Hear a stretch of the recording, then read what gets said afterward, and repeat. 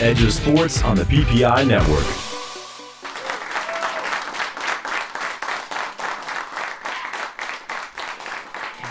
Boom! Welcome to a special Edge of Sports Radio here at SiriusXM and the PPI Network. I'm Dave Zirin. It's a special show because we are interviewing a true legend. A true legend in the history of track and field, a true legend in the history of politics, a true legend in the history of social justice in this country. We're here to talk to him because he has a book out, which I have to say in full disclosure, I did co-write, which makes it all the more special. His name is Dr. John Carlos. Everybody give it up for Dr. John Carlos. Now, for those of you out in Radio Land, the people clapping their hands, this is the Pride rugby team from Perry Street Prep. Give it up for yourselves, Perry Street Prep, Pride Rugby. Room full of fine young folks. Now, before we start to Dr. Carlos, I am going to give you guys a little history lesson about why talking to this man is so important. 1968.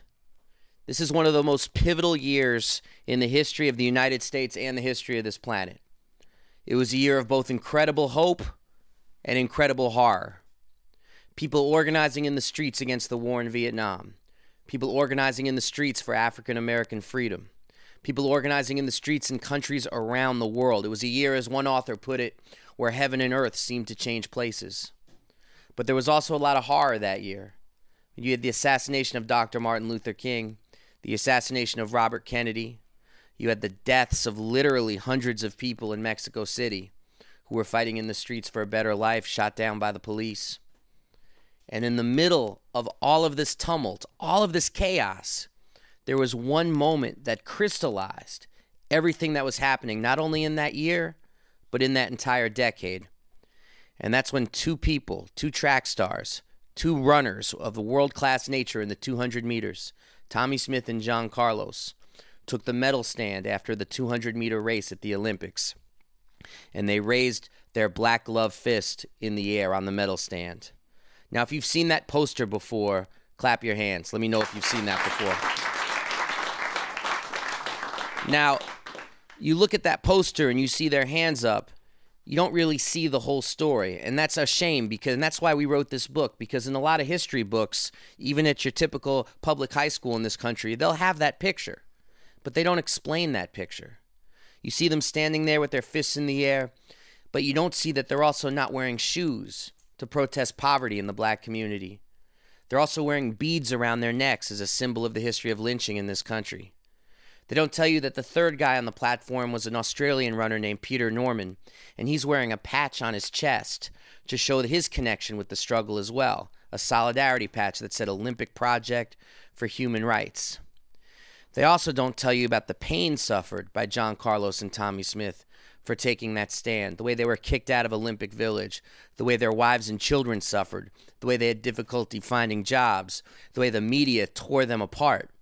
A young sports writer named Brent Musburger, who's since become very famous, wrote an article in 1968 called John Carlos and Tommie Smith, Black-Skinned Stormtroopers, referring to them as Nazis, instead of agents for social justice, which is what they were. So the suffering was real, and the scars were real. But what's amazing about John Carlos is that he never regretted it for 1 second. And what's amazing about John Carlos is also he didn't have to do it. Clap your hands if you've ever run track before in this crowd. So for those of you running track, let me ask you a question and you answer. Is it impressive to be able to run 100 yards in under 9 seconds? Is that good? That's real good. Is it amazing to be able to dominate distances from 60 yards all the way up to 200 meters and be the best? Is that amazing to be able to do that? All those different lengths, because usually you specialize in one. I mean, that's what John Carlos could do. They used to say about him that he was so fast, when he went to bed at night, he could turn off the lights and get under the covers before the lights went out. That's how fast he was. Not quite. So John Carlos did not have to do that. John Carlos did not have to get on the medal stand and put his fist in the air. John Carlos was promised all kinds of riches and glory if he didn't do that. Yet he chose to do it anyway. And that's what's had him really make an impact on this world, which cannot be measured in money. It cannot be measured in terms of fame, but it can be measured in terms of the way it's actually changed people and changed their lives. And that's why we wrote this book, to actually get his story out there about his journey and to answer these two questions, which we're going to talk to John Carlos about today. The first question is why? Why did he do it? Why did he do that in 1968? And the second question is why? Why do we still care so many years later? And with that, I give you Dr. John Carlos. Dr. John, how you doing, sir? A little tired, but doing well. Doing well. I'm stimulated by the young people in this room. You know, it's always invigorating to be able to be with a group of young people and have an exchange, you know, because they get a chance to learn something as well. When I leave, I realize that they taught me something as well. So I always rise to the occasion when I'm around youngsters. So I'm blessed to be here today. I'm actually glad you said that, because the third segment of our show today will be taking questions from the Pride rugby team. So you guys get the wheels turning right here, because we're going to turn it over to you, and this is going to be for Radio Land. So you're going to be making your mark, and so please think about the kind of questions you want to ask Dr. John Carlos. And also, you guys should also know that Dr. John Carlos has spent the last 2 decades working in the public school system as a guidance counselor in California. So this is what he has chosen to spend his years doing, and that's an amazing thing in and of itself. So Dr. John, let's hit that question first.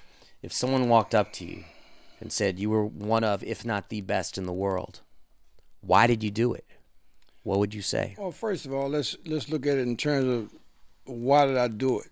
Before I would have to say why did I do it, I have to say where will I do it? Could I do it on Lenox Avenue in New York? Could I do it here in front of the Washington Monument? Could I do it in front of the Apollo? Or could I do it at the Olympic Games? And the reason I say we have to go there first is because many people around the world have asked me, why the Olympics? My statement was, why not the Olympics? The Olympics, first of all, was the first time that these Olympics was televised around the world for all nations to see. Secondly, it was the first time that it was in Technicolor. So this is where we brought the props in, to the point where we brought black gloves in, because we didn't want no misgivings about who we were representing first and foremost. We were representing black people and people of color, and then we were representing the United States, because I don't think the United States at that time was serious about representing all of its people. Second thing, we wore the beads, because we realized there was many people of color, and particularly blacks, that was hung throughout the South for various reasons, thrown in the river or the lake like Emmett Till, to tell Rosa Parks, get off the bus, to stop all the people that was in Birmingham going across that bridge, to have police dogs to bite women, pregnant women at that, and to have them put water hoses and knock them down and drag them down the street by their hair. Also, to see black men, as I stated about this young lady here, to see black men that feared reprisal or harm coming to themselves, so they allowed the police to drag their women and knock their women down and disrespect them in the street. This is why it was necessary to stand up and make a statement, because we felt that we should have fair opportunity for education. We felt that we should have fair opportunity for housing. We felt that we should have fair opportunity for employment. We should have the freedom to enjoy the goods that America had to offer. And at that particular time, we felt that individuals that was there before us had an opportunity to go all the way, but they chose to go some of the way. Like, for instance, we sit back and look at the day where the governor of Texas, he has this land and he has this big rock, and it has the N-word sprawled all across this rock. And then to see a black man running for the presidency of the United States, and he get up and he makes a statement about, wow, that was very insensitive of, what's the governor's name? Governor Perry. Governor Perry. He said that was very insensitive of Governor Perry to have this rock with his name on it. Although he leased this place, he should have covered it up or taken this down. And then to have a guy named Rush Limbaugh get on TV and intimidate Mr. Kane, which was a black candidate to run for the Republican Party, to have him backtrack. Like someone called him moonwalking, where he was backing up walking. I call him a snail, where he shot back up into his shell. So this is why it was necessary to stand and say, hey, man, we said what we said and we meant what we said. It was necessary for us to be a beacon. And don't think that what we did was just merely for black people. It was for people with oppression of all races around the world. It wasn't just merely for blacks. Yeah, we was concerned about blacks because we're black people.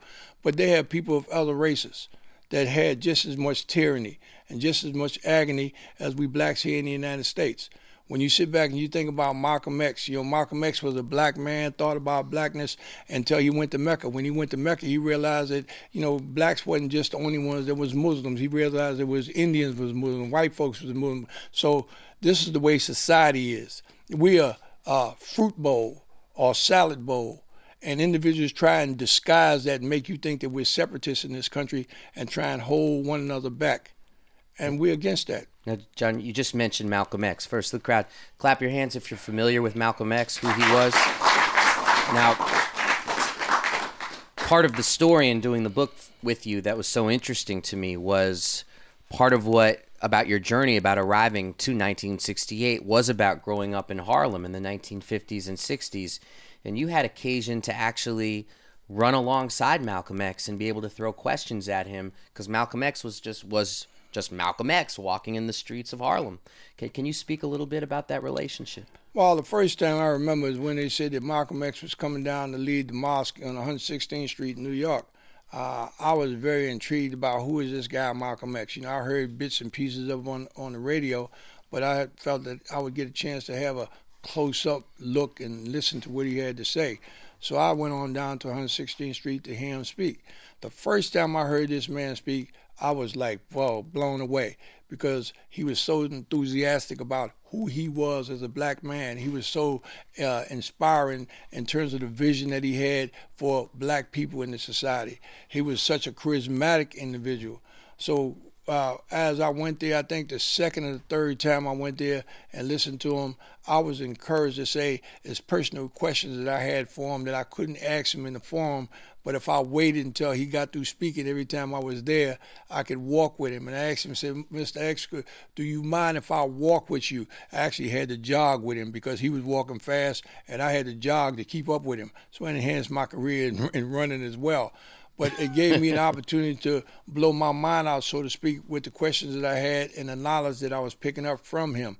And this was a path that God put me on. It didn't just happen coincidentally. I mean, when I came through as a young kid, I had a chance to meet Jackie Robinson. Come into my father's shop. My father used to have a little poker game, so they would all come there on Friday nights. They wasn't out of town. And the deep thing was when Jackie Robinson came in and patted me on my head and told my father, said, you got a kid here, look like he going to be something, Mr. Carlos. And, he called my father Earl. But at the same time, I didn't have a clue as to who Jackie Robinson was until one day I went to the YMCA on 135th Street, and they put this movie on called The Jackie Robinson Story. And Jackie Robinson played his own role in this movie. And I'm sitting in the movie and I'm looking, and I said, wow, that's the man that was in my daddy's shop. And then it dawned on me who he was and how great he was in terms of his history in baseball and being the first black to sign a professional contract to play baseball. And, when you look at a guy like that, you say this guy is at the top level in baseball that you can go, because not only did he sign the contract, but he was an A-rate player. He was a very good player. But then even greater than that, while I'm looking over his shoulder into the movie, I'm looking at just how prejudiced people were and how biased it was towards him just merely because of the color of his skin. It made me realize one more time in my early life that something is broken and needs to be fixed. Now, knowing people like Malcolm X and Jackie Robinson, was that an inspiration for you in terms of becoming, as we talk about in the book, really an activist in your school, like somebody who led fights against injustice both in your school and in your housing project community?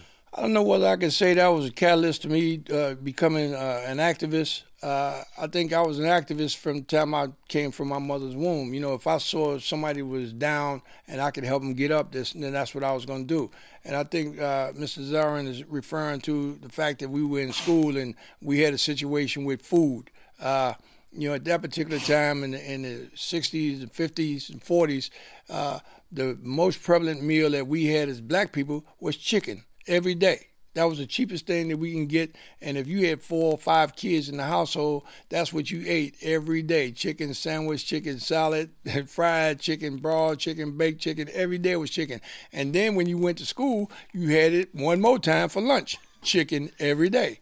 So my concern was with my partners in school is we sitting at the table one day in the cafeteria and we had a discussion about, man, why do we have chicken every day? But even more so, why do we have chicken with hairs in them? We call the feathers hairs at that time. And I went to the principal because we had a concern. And I felt we had a right to go to the principal and be concerned about what we were eating.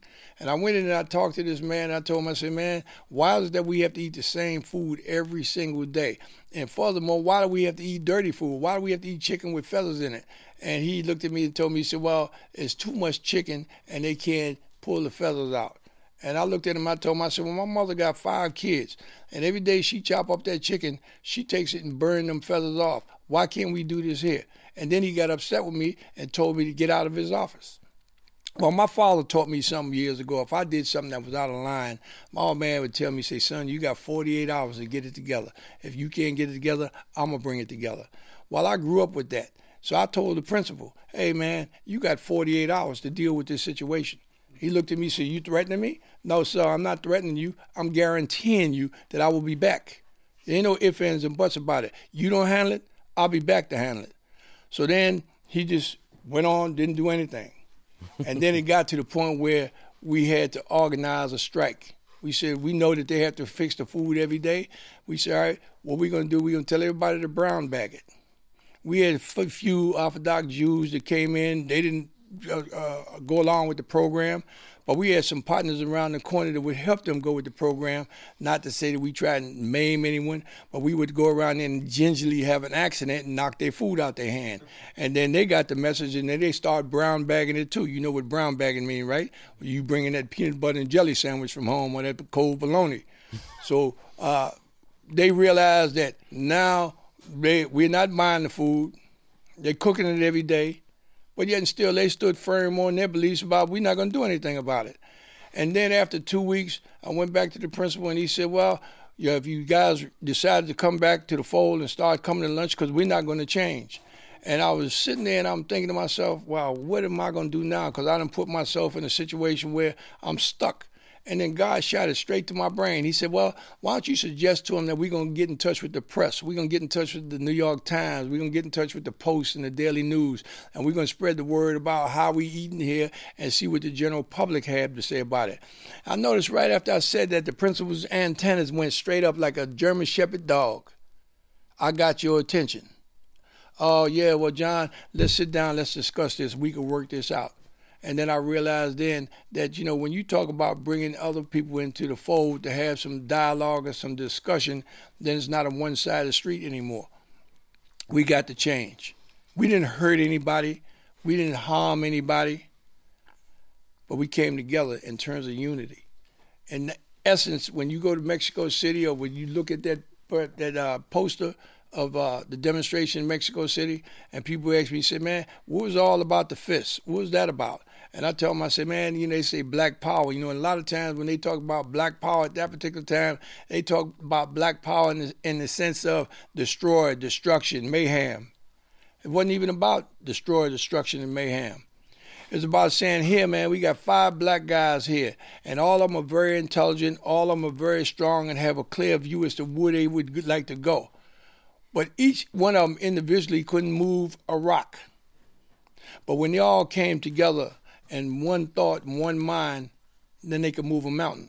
And that's what we was trying to express to blacks in particular that was going through the strife, but we was trying to express that to all people that was being oppressed at that particular time. But they never gave us an opportunity to express this.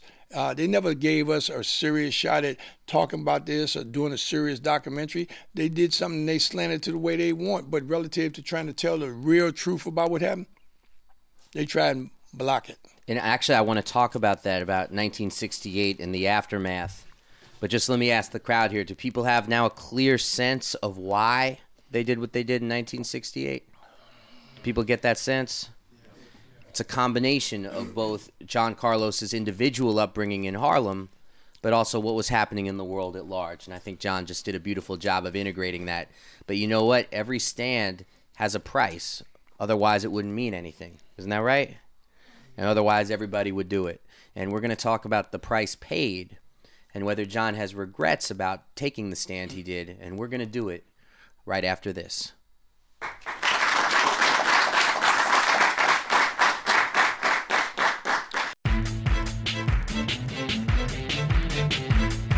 Breaking news, in-depth coverage, unparalleled access to professional athletes. Edge of Sports on the PPI Network. With your host, Dave Zirin. Viva la revolución! Howard Stern.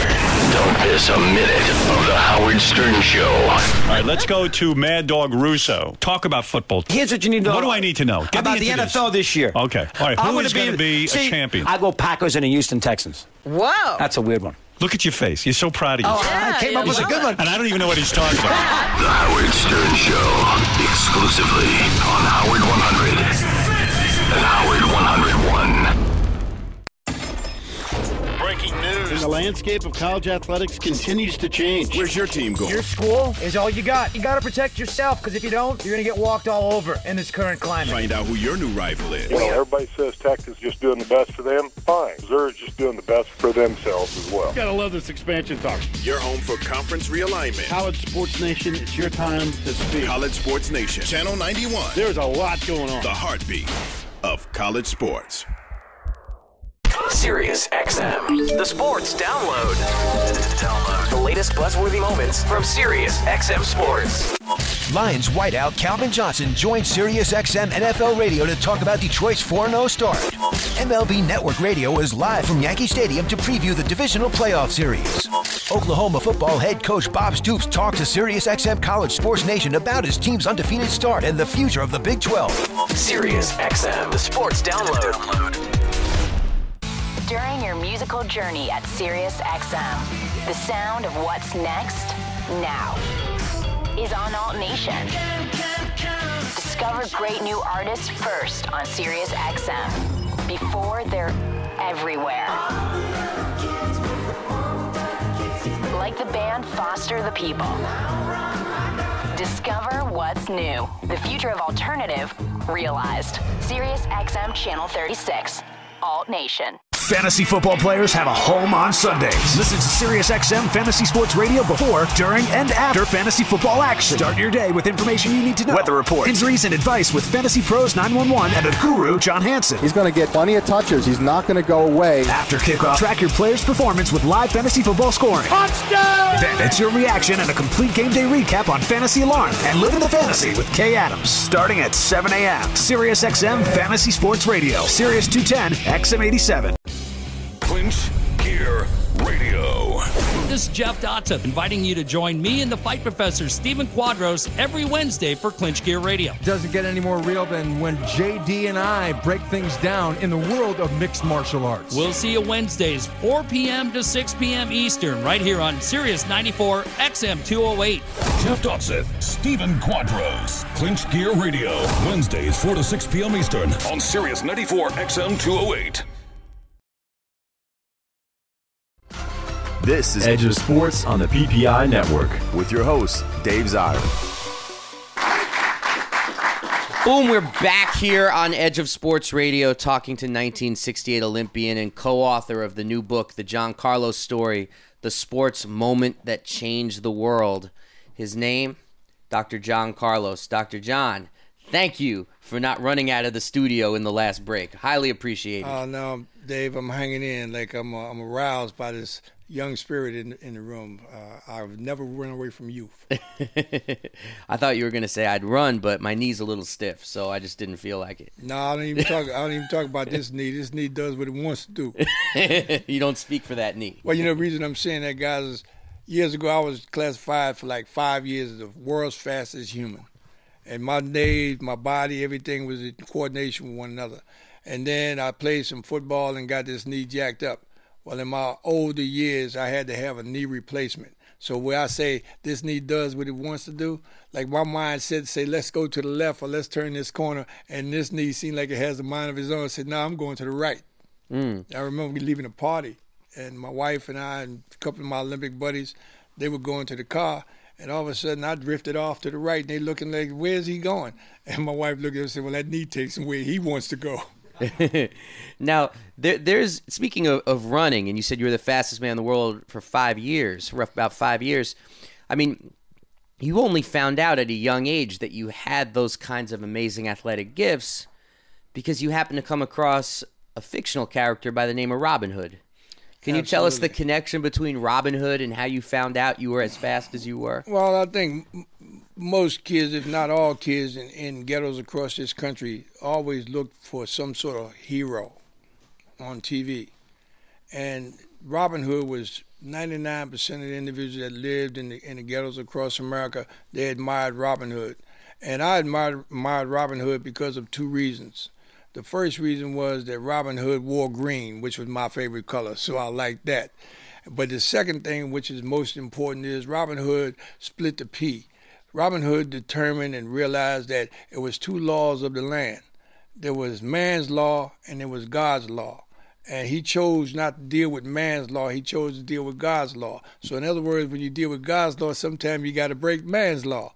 So I took that to heart. And I started noticing that a lot of my buddies that I had gone to school with, you know, their mom and dad might have been a junkie, or the dad is a junkie and the mother's an alcoholic, or both of them are junkies together. Now, mind you, they didn't go get the drugs. The drugs was dropped in Harlem, or dropped in South Central, or dropped on the south side of Chicago. Okay? So now, irregardless of how it got there, they used and abused these drugs. So when you are doing this, you have a lack of focus in terms of what your responsibilities are to your kids. So many kids had boxes, ice boxes at that time with no food in it. And I took very serious note of that. And I remember I used to invite all my partners to my house to eat. And I remember my mom said, Johnny, we can't feed everybody. We can't feed everybody. When you eat and your brothers and sister eat, and then you bring your friends over, that means that my father and my mother, they had to cut back on their meal to fill in for my friends that I'm bringing. And she explained to me, we cannot continue to do this. But I had this quest to still support and help my friends anyway. And then I thought about the Robin Hood theory again, and across the street from the Yankee Stadium, they had the freight yards. So I used to go down there and look at the freight yards and check it out and say, well, freight yards mean there's freight in these trains. And then we started busting the seals and going in the trains. Now, when I got it, there's two things running through my mind. And the first thing was most prevalent in my mind was the fact that my father was a straight-ace guy. He didn't believe in no break-ins. He didn't believe in no thuggery, no thievery, or none of that. So whatever I did, I had to make sure that my father did never find out. So then I would get this food and I would take it around and give it to people in the community. Now, mind you, I didn't give it to them, let's say, here, you can have this. I gave it to them in a sense that, hey, give me $2. Give me $5. Why? Because my father said, don't never disrespect anyone to the point where you feel like you're giving them a handout. Let them have some pride and know that they was able to give you something for what they had. But a lot of them didn't have anything. So when they tell me, I don't have any money, I said, well, when is your birthday? Well, my birthday was last month. Happy birthday. When is your birthday? Oh, my birthday is next year. Happy birthday. And I would give it to them anyway because that was the essence of what we were doing anyway, to help these people. Now, one day, the police went to my father, and most of these guys knew my father because, like I said, they used to have the poker games and so forth. These two detectives, Mr. Lester and Mr. Brown, out of 32nd Precinct in New York, they went to my father and said, Earl, there's been some break-ins, and we think Johnny's doing these break-ins. And you need to tell him. And my father stopped him right there and said, nah, that's your job. You need to tell him. And I'm across the street at where they built the new Yankee Stadium. That's where our track used to be. They have the track meet over there, so they just Converse sneakers this young man have on. A lot of the guys had Converse sneakers, so we would go over there and take our old sneakers and leave them with theirs and take their new sneakers. You know, they used to roll up their pants with everything in it for their little track meets. And the police circled the whole park and blocked the park off, and the two detectives came into the park looking for me. And they found me and my two partners. They said, you guys go sit over there. And they took me out in the middle of the field there. And they said to me, they said, John, we got some things to tell you. There's been some break-ins. And when they said that, I could see the hair rising on the back of my neck. So there's been some break-ins, and we think we know who's doing it. We can't do anything to him until we catch him. And then Mr. Lester was like 6 feet tall. Mr. Bryan was like 6'6", 6'7". And he looks down, and he says to me, he says, we can't do anything. They leaned in and say, until we catch him. And we gonna catch him. Like, you better chill your roll. So then he said to me, he said, but we came to tell you something else. And I said, what's that? And they said, you have a talent. So I looked at them like, what talent do I have? They said, you're a runner. So when he said I was a runner, I kind of smirked. And Mr. Bryan smacked me so hard I could see stars when I'm telling you right now. He hit me here and his fingers were over here when his head wrapped around my whole head.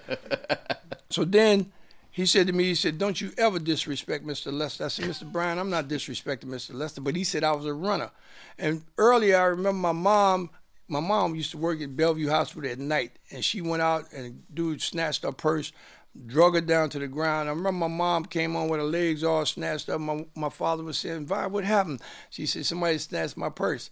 And he said, but I see you got your purse. She said, yeah, because I ran him down and got it back. So I had that in my mind when I told Mr. Lester, I said, Mr. Lester, anybody, the women in the neighborhood, if they get their purse snatched, they'll run them down and get their purse back. I'm nobody special. And they said, no, you are special. Take this number. And they gave me a number to the New York Pioneer Club and told me to go down there. That's how my career got started. Now, did I know about track and field? I didn't have a clue. The coach asked me, he said, where's your running gear? What running gear? What is running gear, man? I got my street. This is what I got. He said, well, okay, go over there and run with those guys running. These were the older guys in the program, and they were running like 660s. Anybody know what a 660 is?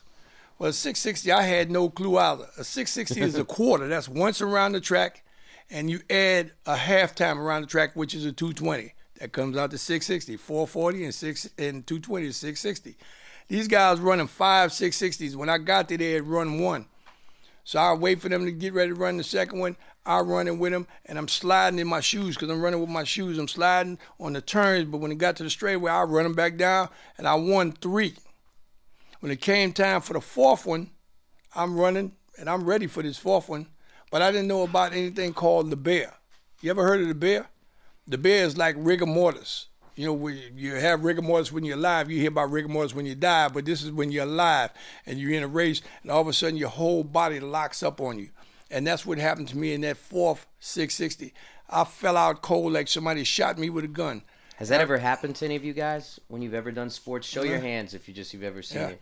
I mean, so some people in radio land know people have raised their hand. I mean, it's vicious. It happened to me when I played sports. It's like you're feeling good, and then it's like out of nowhere. Call 911. That's right. So anyway, they had to carry me out of the stadium. You know, I couldn't run the last one. And I remember my buddies that was there, they carried me out. And I remember one of the old guys said there, he said, man, who the hell that kid think he is? He think he gonna come in here and just be able to run all over us. And I'm listening to it because I'm coming back with the cold weather and the snow outside. And I hear the other guy tell him, say, man, we don't know who that kid is, but I think tomorrow everybody's gonna know who he is relative to track. And I realized right then, if you ever want to set a precedent in your life for the world to see, you got to manifest your game and you got to perfect your game to the point where you can rise to a position in life where you can cast out what your vibes are, what your feelings are about what's happening in and around your life. And you are in the middle of society. So everything encompasses you. But Johnny, so you were the most talented sprinter on the planet. Did you think that the reaction and the backlash would be as ferocious as it was after 1968? Was that in your mind that was a possibility, or did it actually shock you that people took it as it did? What was in my mind is a vision that I had when I was like 7, 8 years old. God lit up my wall in my room about 5:30, 6 o'clock in the morning. And he lit this wall up and he showed me in a stadium. I didn't know it was a stadium at the time. And he had me on a box, which I guess was a podium. I called it a box at the time. But when he showed me in this stadium, I was still 7, 8 years old. I wasn't no adult. And everybody in the stadium was going ballistic about something that I did. And it took a minute for me to realize in this vision that I did this because there wasn't nobody else there. And by the time I went to raise my little hand to wave to the people, it turned from happiness and joy and sunshine to venom and hatred and stormy weather. Okay? So when I went 15 years later to Mexico City and we did the demonstration, it was the same as that vision in terms of the response. And I remember telling Mrs. Smith when we got off the victory stand, say, hey, man, the fight really starts now because a storm will be over our lives. All we have to do is realize that we have to endure. The next thing I said was, boy, I feel like a free man. They'll never be able to put shackles on me again. Wow. That's so stunning to me, because I think that when you read the book, and I'm not going to get too into it, but the details of what you actually had to go through over the next 10, 15 years, I mean, but no regrets. None whatsoever. Let me tell you, I lost my wife, my first wife. She took her life as a result of all the infliction that was put upon us, all the depredation that we had to deal with. My kids, when they were going to school, when they was in grade school and middle school, they had to be preyed upon. Once the teachers in the school found out that John Carlos was their father, then they would start putting me down. My kids went from A's in their tests down to C's and D's based on the fact they wouldn't get the test back so they can give them any grade they want. And I remember I had to go to the schools and deal with a lot of teachers and tell them, say, hey, man, let me just say this to you. I say, I've grown, I've matured. I say, because I remember years ago I'd have came to you another way and it wouldn't have been a pleasant way. But if you that cheap shot that you going to come and abuse my kids because you don't like something that I did, what kind of man do you take yourself for? All these things happen, but I wouldn't change nor back away or ask for anything different than what happened in my life 43 years ago. And with that, we do have to take one more break. When we come back, we're going to hear from some of the fantastic young people here in this audience. If you guys have a question for John Carlos, remember, the only stupid question is the question you don't ask. So we're going to find out what questions you have when we come back from the break.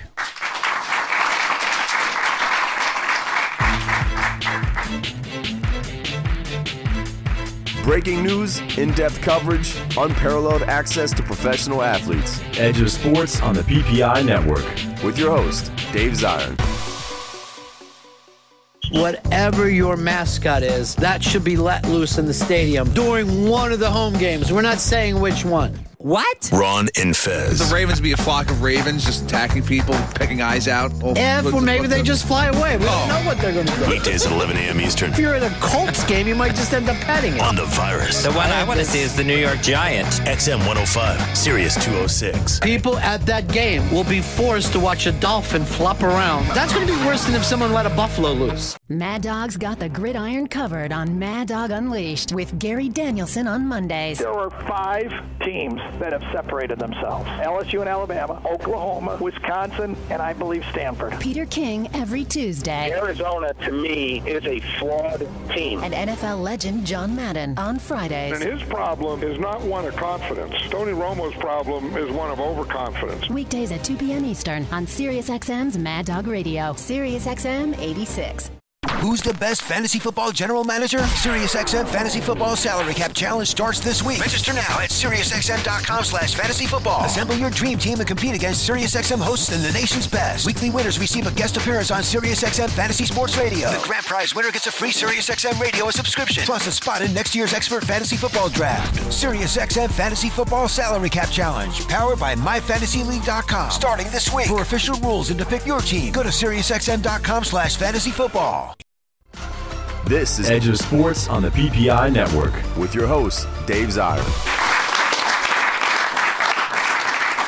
Boom, we're back here on Edge of Sports Radio for our final segment with 1968 Olympian, co-author of the John Carlos story, Dr. John Carlos. You can find out more about the book at haymarketbooks.org. Now we're going to hear questions from people from the Pride Rugby team. But before we hear any questions, I want to let everybody know this, because this is very special to me that you guys are all here, because this is a very full circle moment for me personally.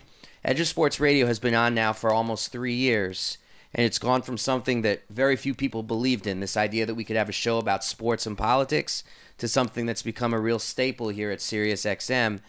And the very first guest we had on our very first show, which gave us instant legitimacy in the eyes of management here, was Dr. John Carlos. So I just want you to know what a This is my opportunity to say thank you to you. Oh, man, I appreciate that, David. It was a very good show as well, as I remember. Yeah. So let's start with the questions. Please say your name, sir, and please also direct your question to Dr. Carlos. Hi, my name is Jahad Kabir, and my question is, why don't you regret what you did in 1968 at the Olympics? Well, you know, when you do something what you think is the right thing, you have no regrets for doing something right. If you did something and you say, well, I evaluated over the years and I could have gone another way or it wasn't as right as I thought it was, then I might have regrets. But I'm as sound about what I did today as I was then. I have no regrets whatsoever about what I did. And I have another question. Did you guarding the mic? No, I'm just kidding. Did you ever get caught for stealing the stuff from the crates and stuff? No, I never got caught. They never caught me no more than the fact that they said we'll save him before we'll catch him by giving me that phone number and telling me to call the New York Pioneer Club. You know, I think it's a genius of God.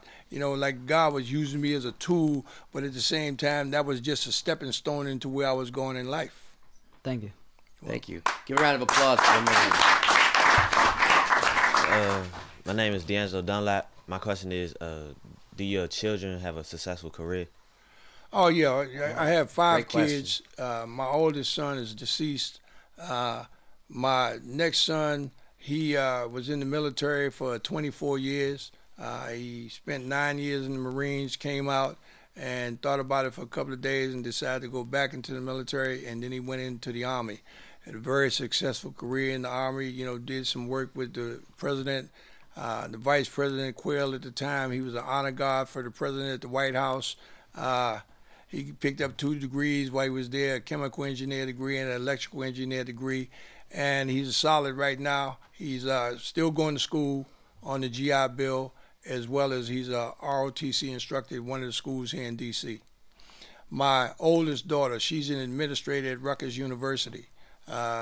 She loves her job because, as myself, I guess all my kids just enjoy the opportunity to share with young individuals and help them along in life. Then I have 2 younger daughters.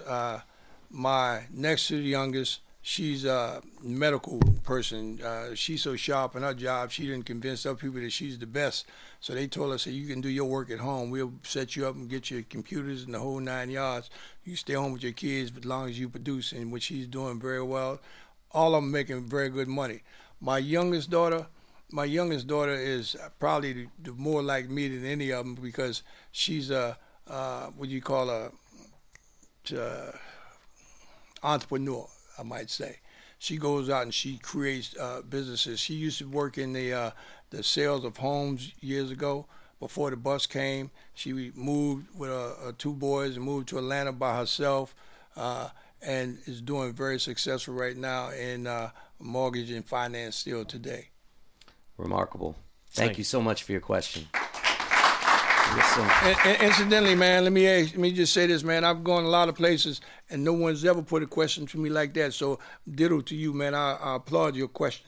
You know, I was thinking the same thing when he asked that. Yeah. That it's actually it's a beautifully human question to ask. Right. And thank you for that. Okay. Hi, I'm Victory.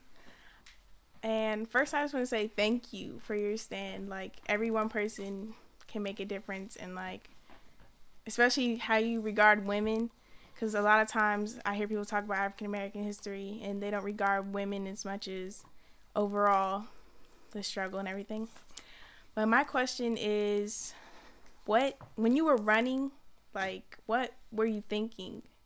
You mean when I run in the Olympics or just running? Yeah, what gave you that drive to just be as fast as you were and just what pushed you? What motivated you? Well, first thing, I like the act of competitiveness, competition. And I remember my first major track meet, I had to do something to get everybody's attention. Even before they saw me step on the track one time in a major track meet to see what I could do. And I recall taking my sweats. I had cotton sweats, pretty like the fella's top right there. And I remember going to get a magic marker. And I said, man, what am I going to do to make these people get to the word who I am? And I took the magic marker and I turned my pants to the buttocks. And on one cheek I wrote a big J. And on the other cheek I wrote a big C. So when they see me, they say, JC, JC, JC, JC, because I be jogging in front of them. So now when they see me run, they say, man, who's this guy, JC? he's running like he's somebody. But when I took them sweats off and started running, they understood who I was. But the funny thing is, my first competition, it wasn't about my competitiveness or my competitors. You know what my basic concern was? What? I always thought that I had real skinny legs. So I was almost like embarrassed to pull my sweats off and run. I asked the guy, I said, man, could I run my sweats on? He said, no, sir, you have to take your sweats off. But I was almost ashamed to pull my sweats off because I thought my legs were so skinny until the girls told me they ain't as skinny as you think. Oh. But to think, what was I actually thinking as I ran? To perfect my game. God gave me a gift where I knew I had natural ability, but at the same time, God said, I gave you this, but you can perfect it and make it better. And I made track to the point where it was like my girlfriend. I learned how to run the turn. I knew when to lean in the turn. I knew how to straighten up in the turn. And I had such a relationship with track and field that I can tell you what time I ran before you can tell me on the watch. That's how well I perfected my game and learned every nick and cranny of that track. That's amazing. Yeah. Thank you, Victory, so much. And before the next question, Victory, there is, and for everybody here, there is a section in the book where John talks about the importance of involving women athletes in those 68 Olympics to be part of the movement, and his disagreements with those who tried to shut women out of that. So I think that's a very important part of the history. Please go ahead. Hello, my name is Tayron Ray, and my question is, living in the 1950s and 60s, as much as you respect women, how did you feel about women being beaten and whipped by police officers? Oh, man, I thought it was a travesty. Not just a mere fact they were being beaten. I thought it was a travesty because black men didn't stand up to protect their women. I mean, when you have such disregard for human life to the point if you see a black woman and you're involved in chaos and then the law, those that supposed to be your protectors would knock a woman down or would put a dog at a woman when she's pregnant and grab her by her hair after they knock her down and drag her down the street. I mean, I was infuriated about that as a young kid. But then at the same time, I had to look at the persecutors, and then I had to look at those that stood on the side and let these women be persecuted. So I had a very deep concern about that. And all of this melted down, man, into my brain and into my soul in terms of it being all one scenario about this thing called racism and prejudice and bias was something like a disease, man. And I got to do everything I can do in my power to try and eradicate it. I would just add to that, knowing about John's story. John's mom, Viola, just an amazingly strong woman who worked the night shift at Bellevue Hospital. And I don't know if any of you guys have moms who work. Just clap your hands if you do. I mean, that's a very deep thing to have a mother who both takes care of you and puts in the kind of sweat equity to make sure there's food on the table. Well, talking about that, I used to think as a kid, and when my brothers they didn't think about it, but I thought about it, the fact that my mother was sacrificing the relationship with my father where they couldn't sleep together at night because she would go to work at night to make a few extra dollars. They paid you more if you worked during the night shift. But I thought about just the mere fact that my mother took care of us during the day, made sure that we was dressed clean, made sure that we was fed, and then she'd get a couple hours sleep and she'd go to work. But just the mere fact that my old man turned over at night and just put his arm down, my mother wasn't there.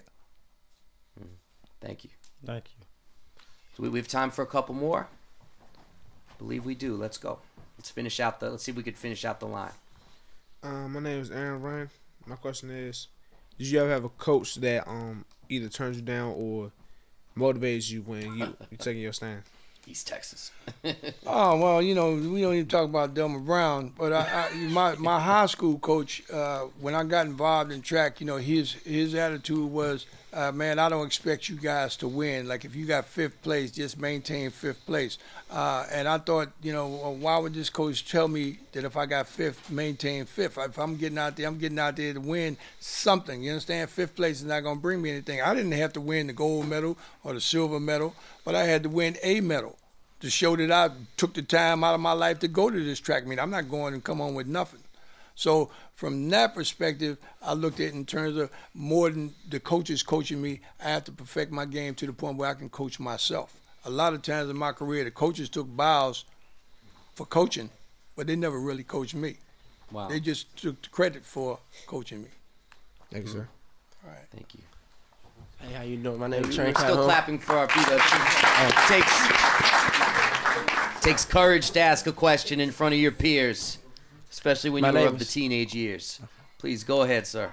My name is Trent Calhoun, and how was it playing professional football? It hurt. Now, professional football for me was just another stepping stone for me to feed my family. I don't really think I had football skills. I don't think I was ready for football, and when I say ready, I mean being prepared. When I went into the football game, I was 24 years old, and I went in there with the thought that I don't know football, but as big as that football is, I should be able to catch it. Anybody should be able to catch a ball that size, okay? And obviously, the ball caught me a couple of times. But the bottom line is, when I went into football as a stepping stone in terms of economics to feed my family, support my family. And the only reason why I went into football is because I felt there was no more room for me to go in track and field. I didn't accomplish every goal there was. And when I left track and field, the people stopped competing against me and they started competing to see who was going to be second to me. I felt that was a hindrance to the sport. It was better for me to leave the sport for sport to grow rather than people giving up on themselves because they felt they couldn't beat me. I thought I would have a different challenge in football, which never materialized because in football, it's not a game that you had time to learn. When you go into professional football, you're supposed to know the game already. And I didn't realize that until I got there. They ain't looking for you to learn. There ain't no time for you to learn. They just a professional team, and they're out there to win, not to take you through school to teach you the fundamentals of football. Thank you.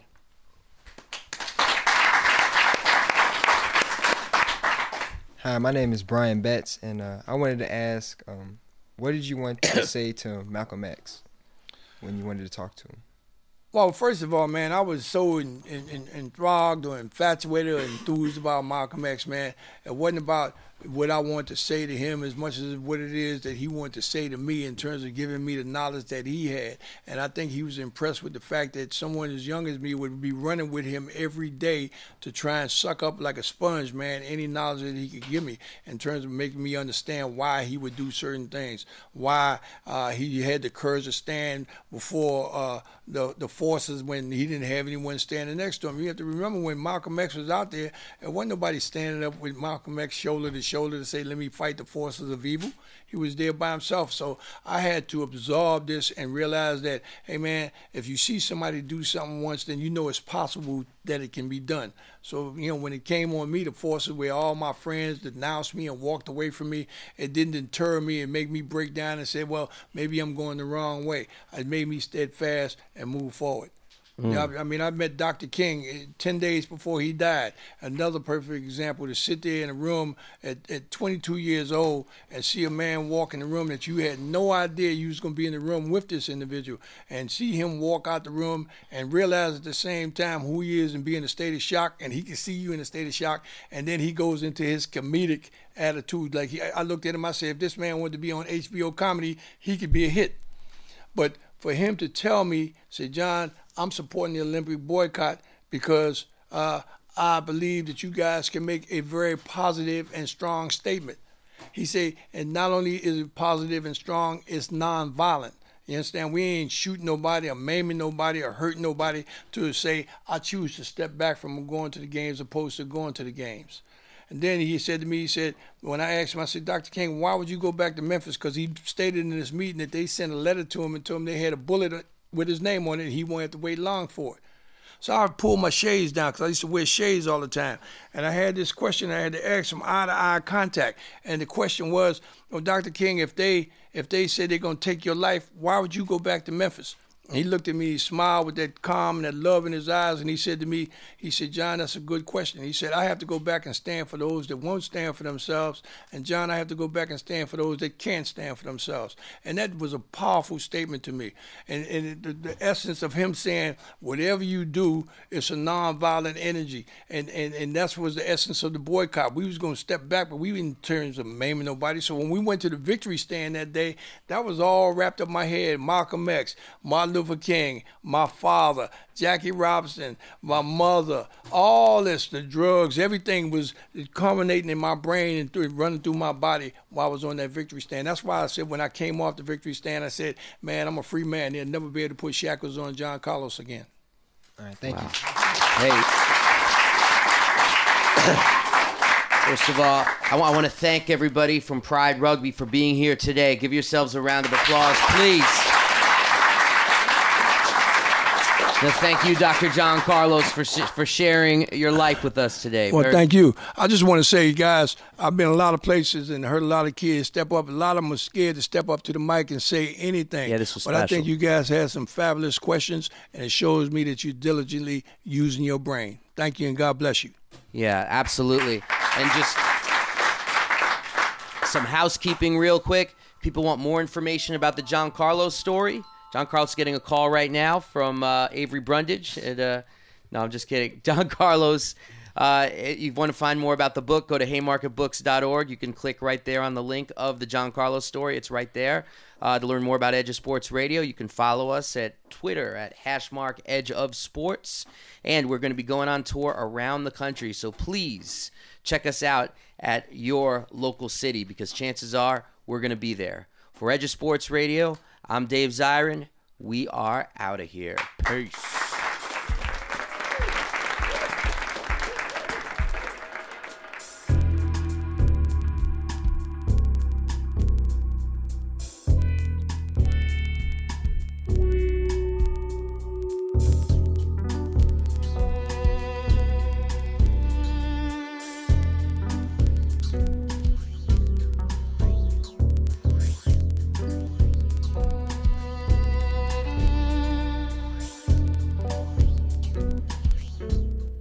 Hi, it's Jay Thomas, and you can hear me weekdays on Sirius XM Stars 2. The Jay Thomas Show. I'm good for a few jokes, some stories, because I've done all these different things, radio and television. It's the afternoon show. On Stars 2. My show. We talk about everything. Sex, politics, sports, whatever is in the news. It's my way of actually being your mouthpiece to the world. Join me on the Jay Thomas Show weekdays at 3 East, noon West on Sirius XM Stars 2. Sirius XM 104. Great talk radio for guys.